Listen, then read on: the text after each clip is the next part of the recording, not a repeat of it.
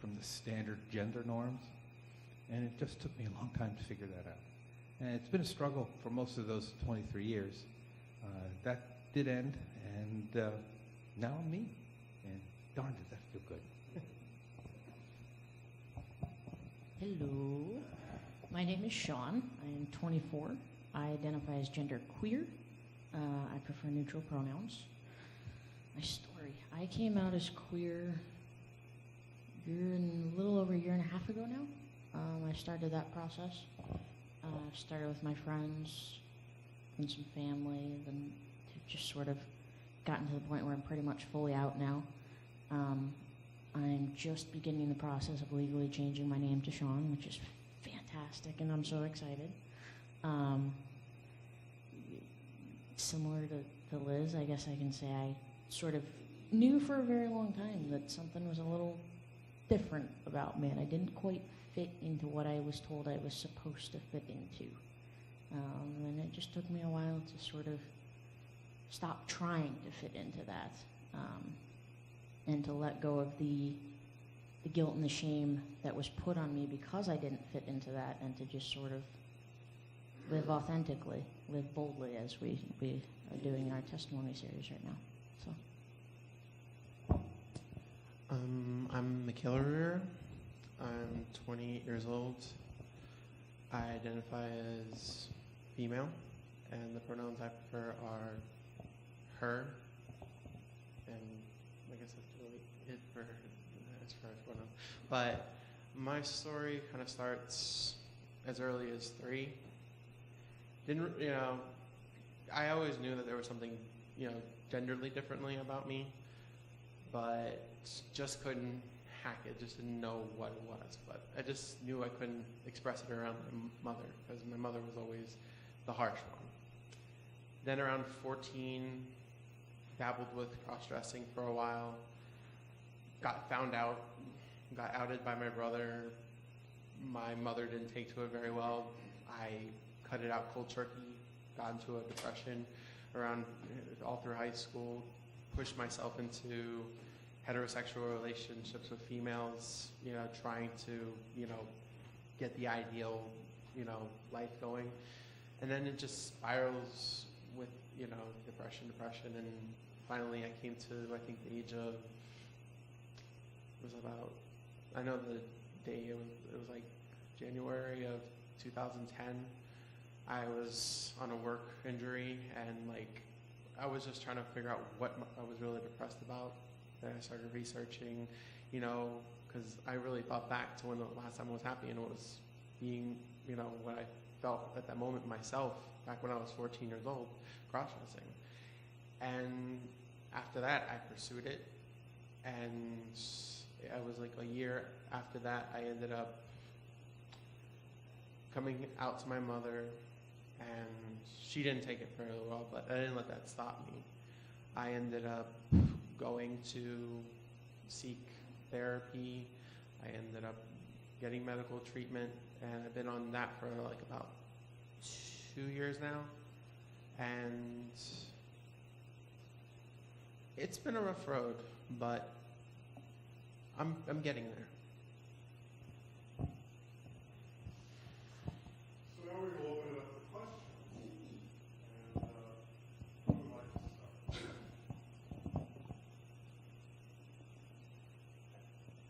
Don't be shy. Well, I thought about this before I came in.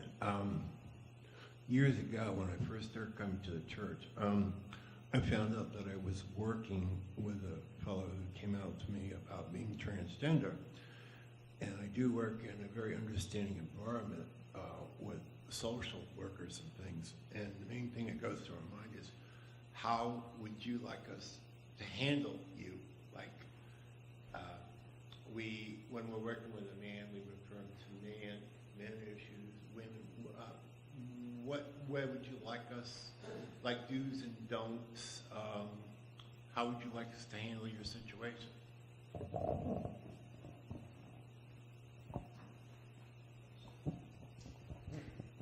Like you would any other person. As, in my case, as you would with any other woman. I mean, if you're uncertain about such things as pronouns, name, ask politely, like you would with any other person, and just move on from there. I think, when I'm in a store, when I'm out, Panera's or wherever it may end up being, and somebody says, "Ma'am," it's a great feeling. It really is, and that kind of sums it up. For me, in many ways, treat us like everybody else. There are, as we went through, and I think, do we have any of the handouts from last week left? And we have some handouts here, too, from last week, which you can share if you didn't get one. There are some do's and don'ts, Don't inquire about our surgeries, for instance. Inquire about our private parts, but you wouldn't do that with anybody else either. So, it really comes down to treat us as you would any other human being. I would agree with that. For me, if you're not sure how a certain situation should be handled, for example, I work at a summer camp this past summer, and we split into locker rooms to help our kids change to go swimming every day. And my supervisors knew that I was transitioning to Sean and whatnot, but they weren't sure. And so instead of letting it go and hoping it worked itself out okay, or being afraid to address it because they didn't want to offend me or anything like that, we pulled me aside during training and said, hey, we wanted to make sure that we were all on the same page as to how this would be handled. Talked about it for 5 minutes, and we had a perfectly fine summer. And for me personally, there's nothing wrong with asking questions to make sure that you're understanding or anything like that, as long as it's done in a respectful manner. I would rather you ask me a question as to what I prefer, how I would be comfortable with something being handled, what I would like to be referred to as, if you don't understand something, whatever.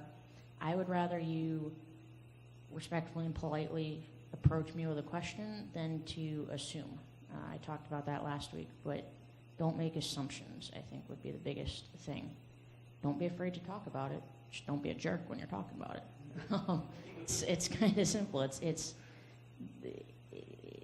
like treating someone like they're a human, You're not going to understand everybody or everything about any one of your coworkers, unless you're best friends with them. You're not going to know everything about them. If you know something new about them, that changes your perspective a little bit. It's the same with gender. Someone comes out as some sort of gender variant identity, it's going to change your perspective and understanding of them a little bit, but they're still the same person. You've just added a new quality to their identity. Well, I agree with Sean. It's a matter of just, you have to be willing to ask the person, but ask them respectfully. There are certain things that you should, elaborate on, but don't get into vague details of, asking about, like, are you going to pursue this, or are you not going to pursue that, or you have this, you have that. Those are not the kind of questions we want to hear. The thing is, if we want to express it, we will express it. I've dealt with it every day. I work in a public setting. I work in a supermarket. I deal with it with customers and associates, new and olds. It's very surreal. The thing is, you find out a lot of feedback from different people, between customers you've known forever who won't talk to you at all, versus people who will just come at you and just like throw advice. But some of it is just too much. You just got to know when and how to approach it. Simple as that.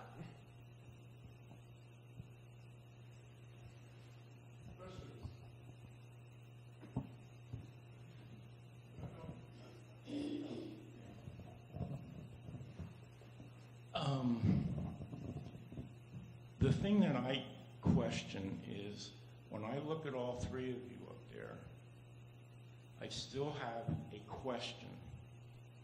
When I look at people here, if you've identified as gay or lesbian, you know the sexual attraction is male or female. When I look at you, yes, I can see a transitioning female, but I don't have that other part of you. And I'm not asking you specifically, but has your sexual attraction changed as you go on this journey?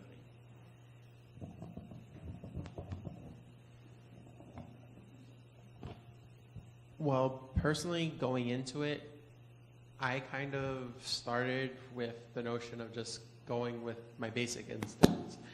I kind of, when I was living in my life as male, I kind of led a male life and just let nature kind of take its course and just act upon, you know, what certain body parts were saying. You know, I hate that.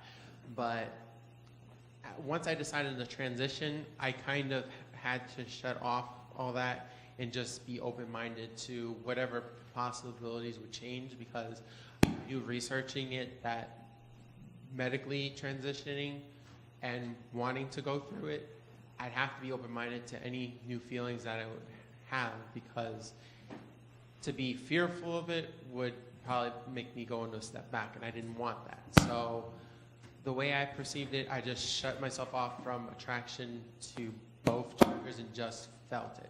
You know, I felt that this person was more attractive versus another person, whether it be because of gender or personality, whatever. That's how I take it. In the last the last year, I found myself a little bit more wanting to be involved with heterosexual men. I mean, whether or not they want to engage me, that is their own business, their own problem. But, I mean, I'm very diverse as far as, you know, who I'm attracted to, because sometimes I'm attracted to a personality, but as far as physique, I'm attracted to men.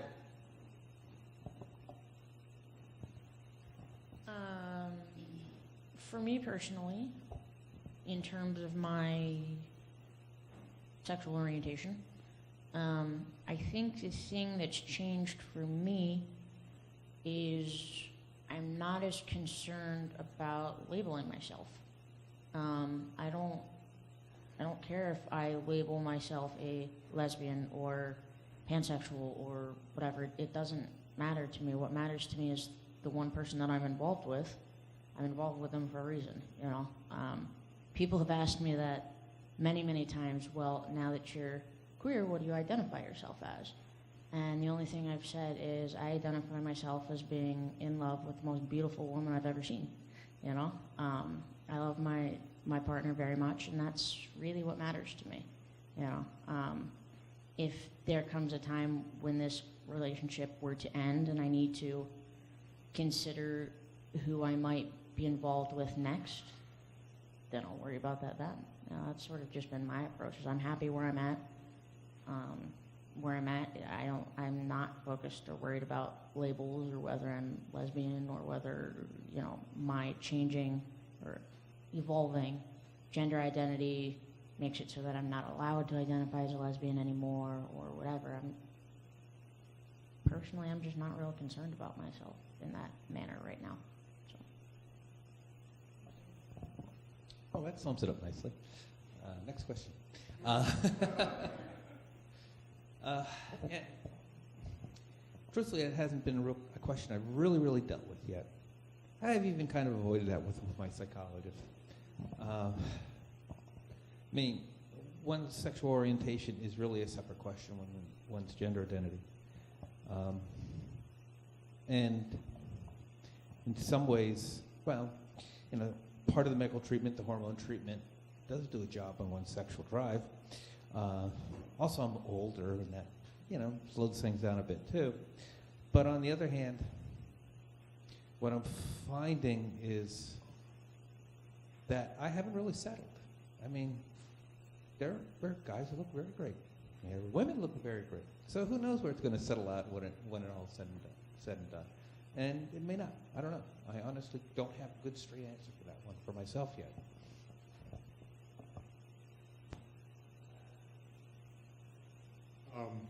I'll ask a question.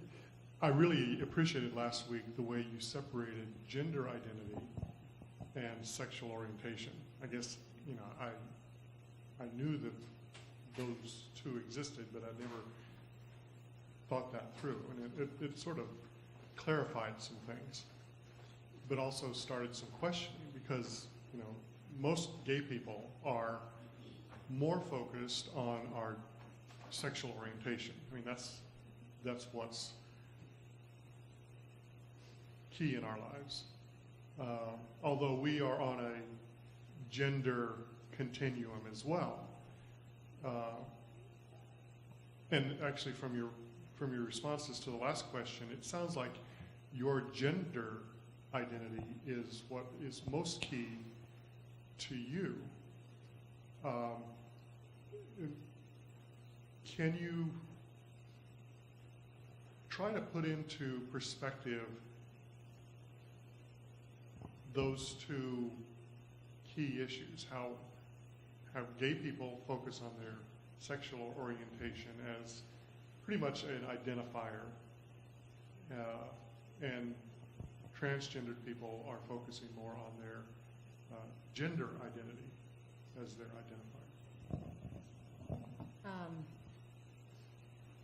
I think that I would say currently, yes, gender identity is sort of my not main, but most prominent unique identifier, for lack of better wording. But I've also spent years where, prior to my gender identity journey starting, my sexual orientation, I had that same type of journey with, where I had to come to the conclusion that I was different. I had to spend some time being afraid of being different. I spent some time feeling shame that I was different. And then I came to a place where I was comfortable with being different. And my gender identity has sort of been a similar type journey. There's same type of stages, I guess, for lack of better wording. It just happens that my gender identity is the one that I'm most currently on. But there's a spoken word artist, and I think she's actually from Philadelphia, that I love. Her name is Denise Froman, and she's got a piece and a line in it says that gender and sexual orientation, two different things combined in many different ways, and it all intersects. It all comes together and combines or cross paths at some point or another, or at many points. For me, my sexual orientation is part of my gender identity, and my gender identity was part of my sexual orientation journey. It all sort of comes together, for lack of better words. So I guess that's my thoughts. I love no-cost therapy sessions. One of the first things, even before we as individuals are conscious of, that we deal with is sex. And when we're born, we're identified as having a particular sex. And then from that point, almost literally from that point on, the way the nurses respond to the infant in the delivery room, the color of the blankets and the little bonnets they put on the infants, that starts the process of attuning us to what our gender identity is supposed to be according to society, based upon the sex that we exhibit at birth, assuming we're not intersex, which starts a whole other conversation. And so, life is spent, early life is spent being socialized in certain sets of behavior related to one's gender identity. Boys get one set of things for birthday, for Christmas, for other events. Girls get dolls and all kinds of other things like that. And they're not supposed to cross. Joe kind of messed that up. That's so pushed onto us, and to the point we're expected to identify that way. Some of us more than others, and depending on your family life. And so that the sexual behaviors then are supposed to follow from that, because we have the gender norms, and then you act out those gender norms as you would expect to. If you're identified as male, supposed to go out with girls, go out to the prom, et cetera, et cetera. And so, for me at least, it's one starts to question that the misfit between the roles you're supposed to enact in terms of gender and what you feel, that starts taking, for me at least, started taking preeminence.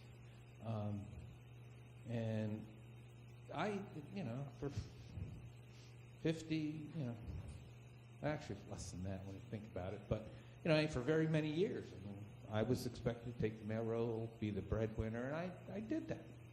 I had a daughter and all that. And even though it didn't quite feel right, that's what I was supposed to do, so I did it. I'm not sure if I'm answering the question now. I'm wandering around here. And then it just got to the point where I came to realize there really was that mismatch, and I needed to do something about it. So, I didn't really question my sexual orientation until I started to question my gender identity. And in some ways, questioning the sexual orientation came first, because I didn't understand the gender identity issues until the wonders of the internet finally caught up with me. And there was something off, something different. Maybe I am more attracted to men. Maybe I am gay.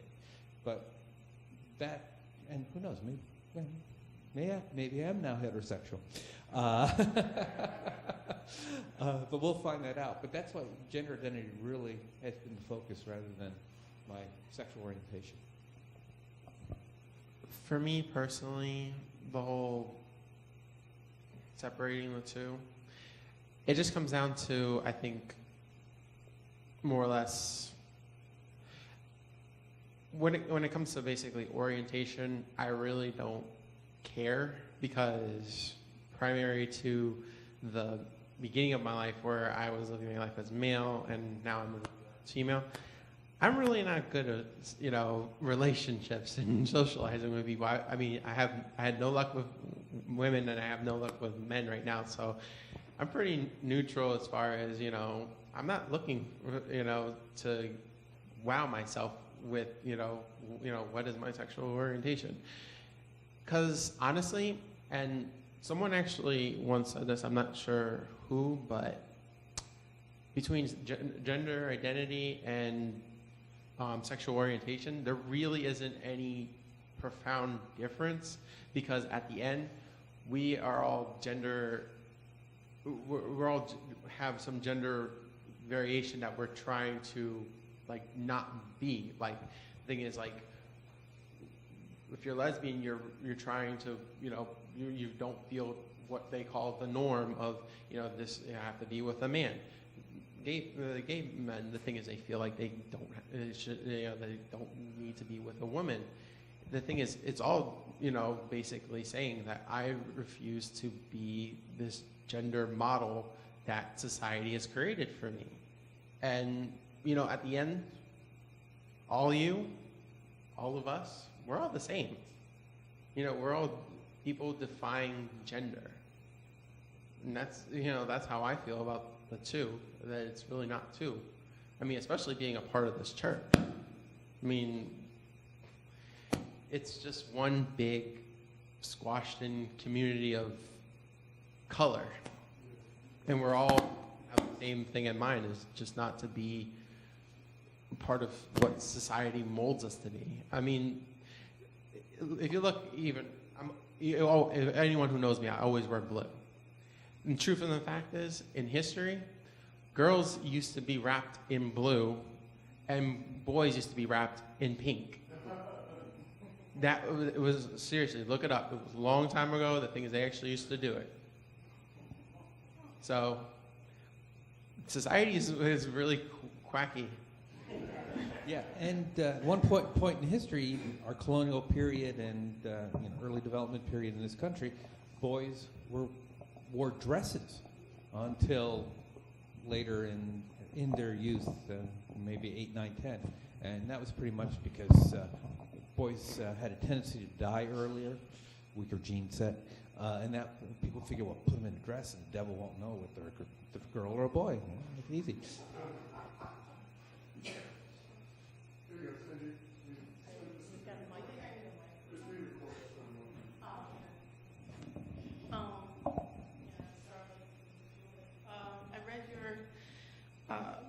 Handout was great. I wrote down a few things. I think some of the notes I did more for myself, like conclusions I came to in my head from reading it about myself.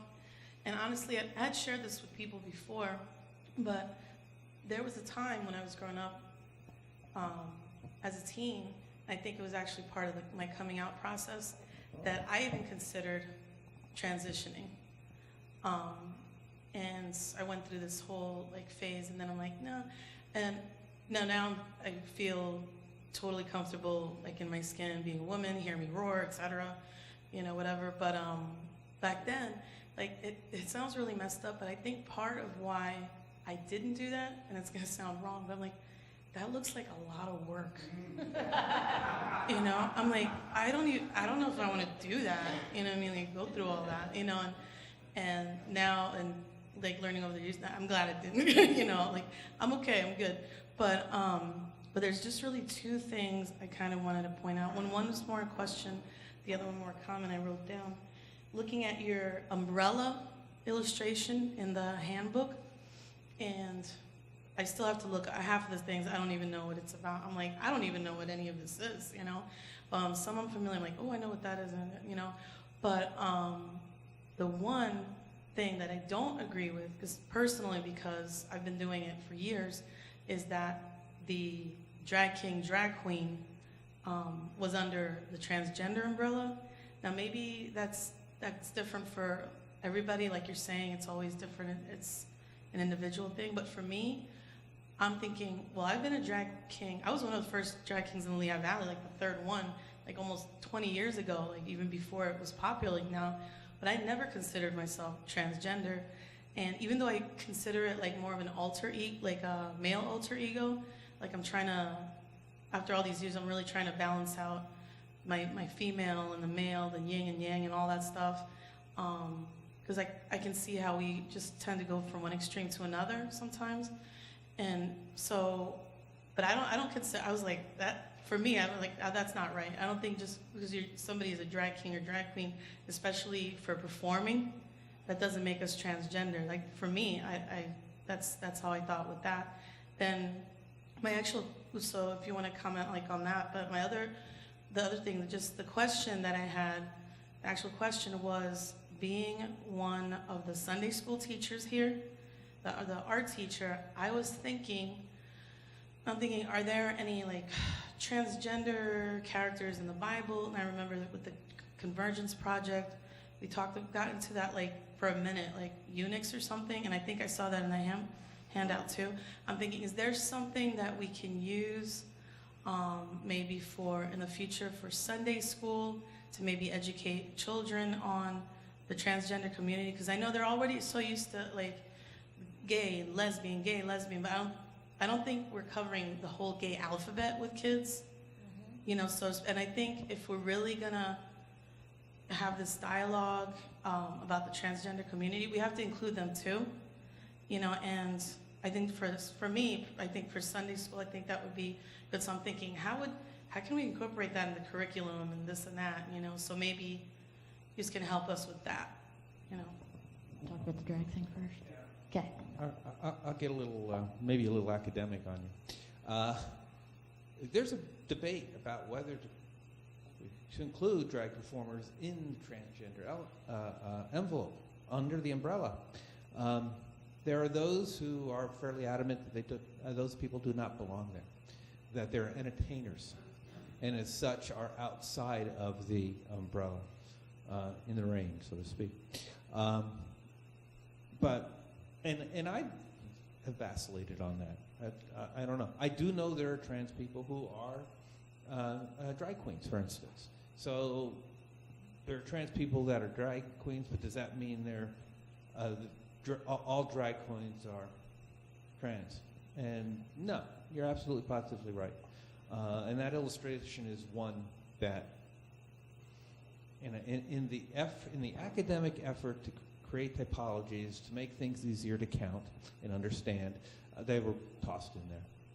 And there's lots of room for debate on that. So, you're absolutely right to bring that up as a question. As far as your other part too about being difficult, I just tell people I was mal-socialized.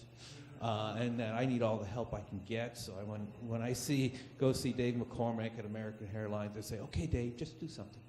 And Dave does something. And I've been to personal shoppers at Macy's, for instance. Started out that way, and they help. So you find help where you can get it too. Let Michaela talk about the Sunday school issue, because I haven't popped up any ideas yet. I don't have any ideas off the top of my head, but I agree with you. I think whether it be in Sunday school or in general, the T sort of gets shafted a little bit. And I don't think it's an intentional, conscious choice, although sometimes it is. There's a lot of divide within the LGBT community that shouldn't be there.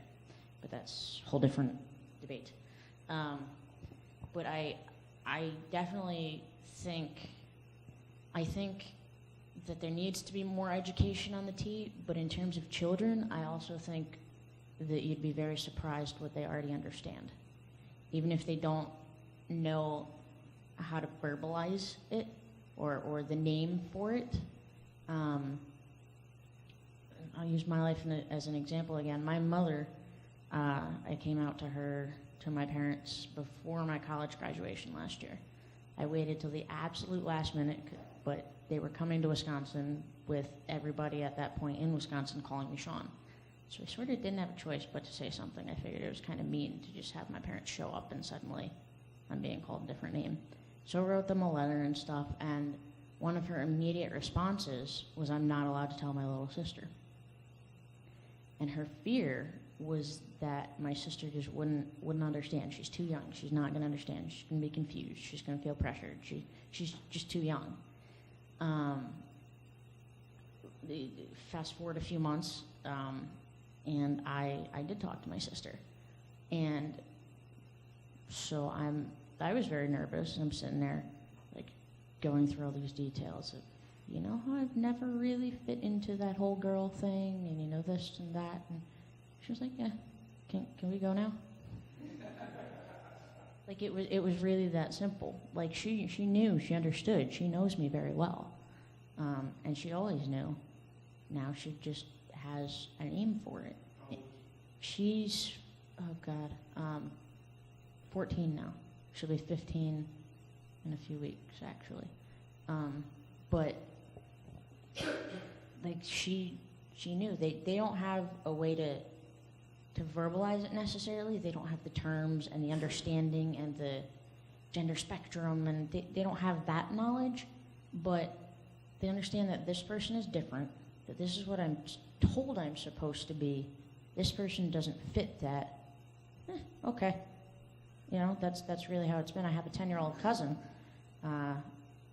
who also calls me Sean, and his mom asked him one day, do you understand why Sean is being Sean, or why we're calling Sean Sean now? He goes, he feels like a boy sometimes, so he wants to be called Sean. Like, I've been flabbergasted at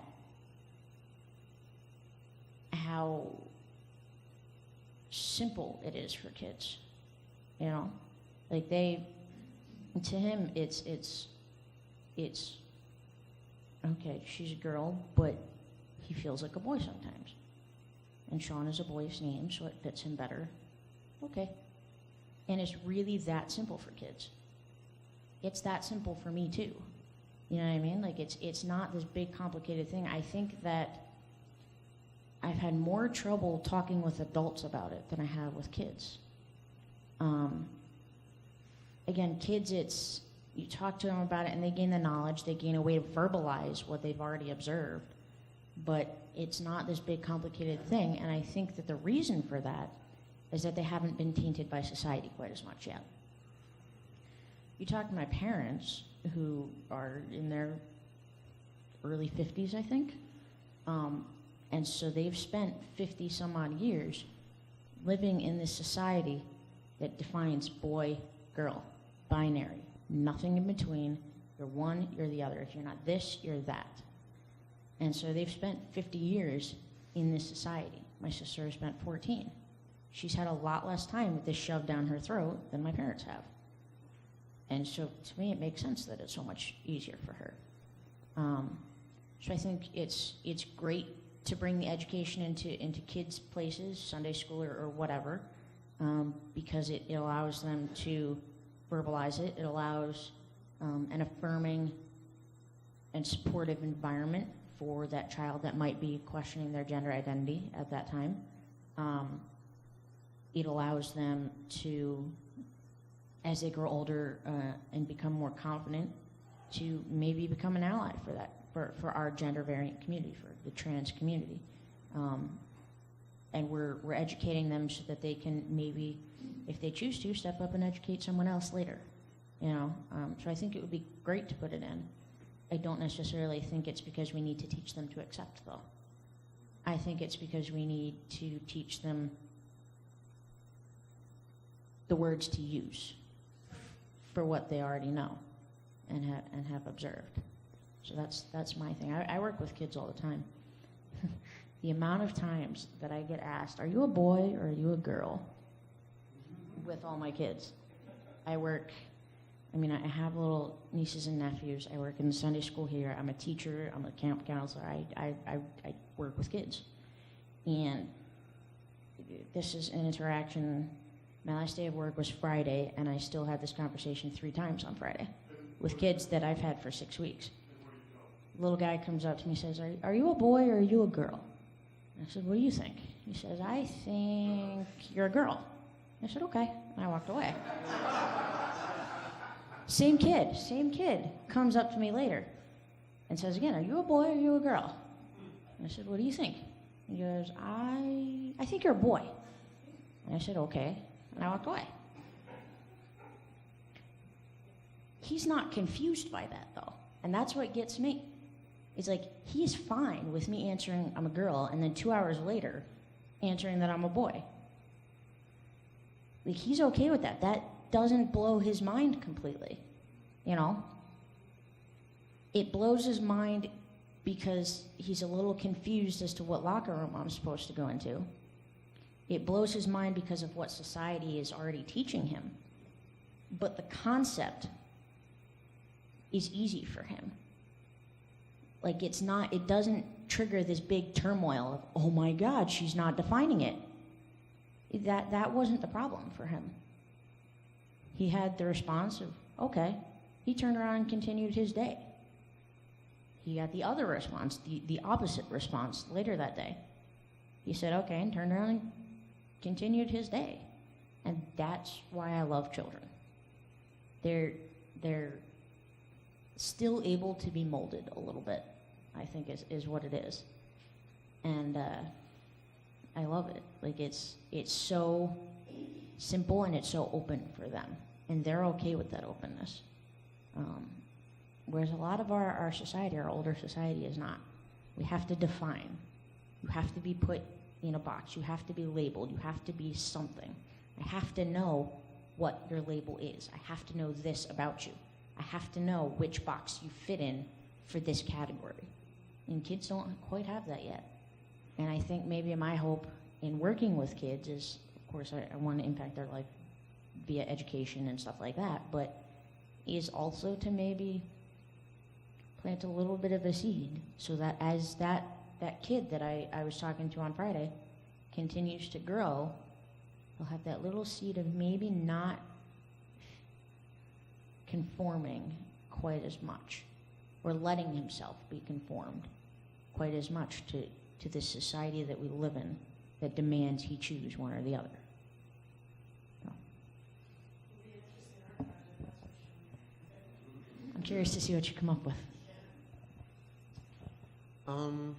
I honestly think it's a good idea, first off. I mean, Sean made a lot of good points. Personally, like my experiences, mostly with work and my own brothers and sisters. I have 2 brothers, 2 sisters. My older brother who's older than me, and then it just goes my younger brother, and then my younger sister, and then my baby sister. And much like Sean, my experience with telling my younger sister, she was 10 years old when I told her. I took her out for breakfast. I got her hair done that day. I told her, I said, you do see the difference in this, right? And she was just like, yeah. And just like, do you care? I'm like, no. I was like, and basically, are we done here? You know, can we go get my hair done? You know, that was our morning, and she loved it. You know, she got her hair done. She was happy, and I told her straightforward, because the thing is, I was actually telling my siblings all before I told my mom, and I told her, don't mention this to mom yet, because I want to tell mom myself. And I went down the line, counted. We're all 5 years apart, all of us. Told the older one, he didn't really care, although he has his own issues. The other one, I think he was like 16. He knew. He was like, whatever, you know. Then it was a 20-year-old. She was like ecstatic because she is bisexual, and she was like, oh, great, cool, I have another sister, you know. But I was just like, okay, calm down. But initially at work, I honestly have come across this in the last 2 years. Kids have gone from basically, they never ask me. It's always when they give me it's one of those looking at me as I'm passing by, and then it's like, Mommy, was that a girl or a boy? Or, Mommy, why does that boy look like a girl? But nowadays, the kids will say, Mommy, why does that girl look like a boy? So I'm like thinking to myself, like, yeah, maybe I'm improving. Now I'm a girl that looks like a boy. Okay. But the thing is, if that's any indication that kids are constantly changing their mind about things, and then some kids don't even question it. I mean, I had, one kid see me watering plants the other day, and he's like, Mommy, is the lady done watering the plants? And, much like Liz, I got ecstatic at that. The thing is, because I'm being acknowledged as a lady, watering plants, like any other person. And at the end, it's usually up to the adult to interpret it however they want to. It's either, they accept the fact that their kid acknowledges me as, say, gender, and if they're confused about the gender, then it's just like, come, stop asking questions, no more. They're, and the thing is, I work in a small town in Copley, and the thing is, there's a lot of people, with questionable backgrounds out there that will, be like, oh, I don't condone this, and it doesn't bother me. I mean, I bag for people, and the thing is, people will literally go to another line. I'm like, I can go to that line, I can still bag for you whether you like it or not. But, I honestly rather be out in the public, exposing myself to, especially during the summertime, it's important for me I feel it's important for me to be present for these kids to experience, that there are different people in this world, that they can acknowledge that, not everyone is, black and white, But, that's really my take on the whole, kids are easily molded. And the thing is, but, to get a better understanding is important. As in for the whole drag queen thing, drag king, I honestly agree with you. I agree that the thing is, it really is more a performance thing. But at the end, the thing is, there have been, like Liz said, there have been people. My idol, Carmen Carrera, she started off on RuPaul's Drag Race, and now she's transitioned. And lately, she's been in the, at the foot end of people, really hammering down on her because of half the things that RuPaul is saying, that kind of offend the trans community on the show. And people are like, oh, well, you started there, and the thing is, it gets vicious.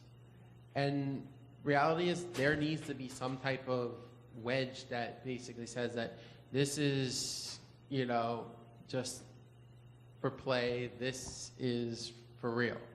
But some people, drift into that category because that's what makes them feel comfortable at the beginning. The thing is, they want to be out in the spotlight. They want to, enjoy, being that idol. And then eventually, they move on and they live their lives, from time to time. But, the important thing is, you have to be respectful of every circumstance until we basically get this whole thing sorted out, I think. Yeah, I have an answer. I came up with one. In the book of Mark, Pharisee asked Jesus, what's the most important commandment? And he responded. And then he said, and the second most important commandment is to love thy neighbor as thyself. And I really think that's the message. Other questions?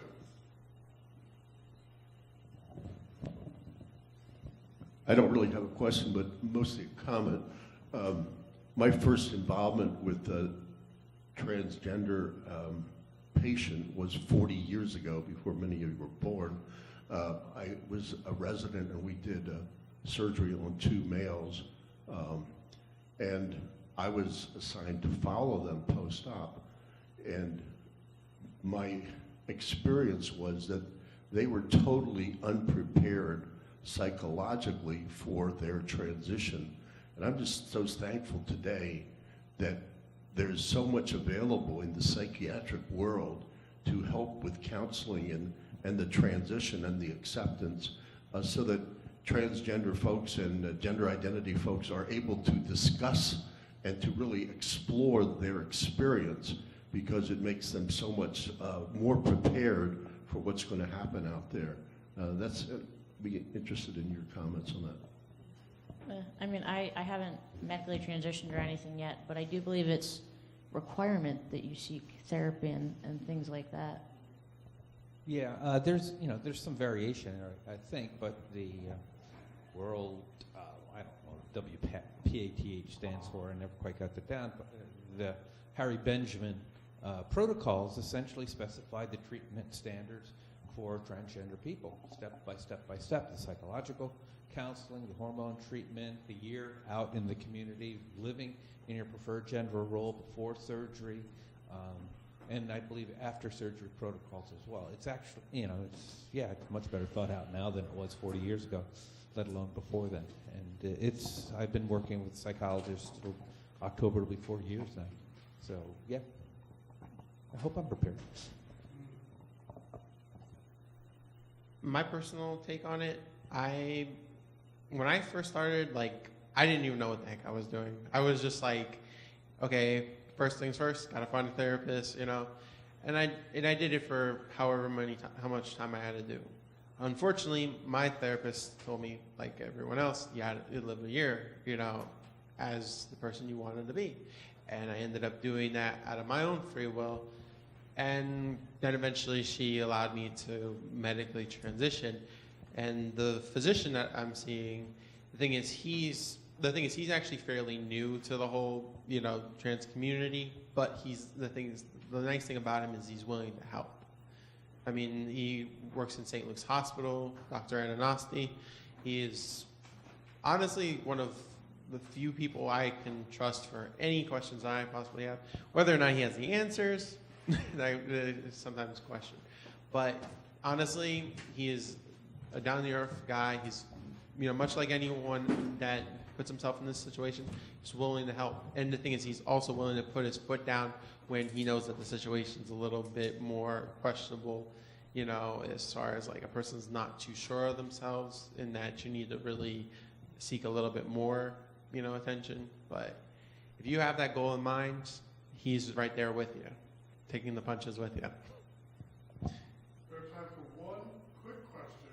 If anyone has one wrap-up question, we can take that now. Otherwise, I will say thank you, Michaela. You're welcome. Thank you, Sean. You're welcome. And thank you, Liz. Welcome very much. This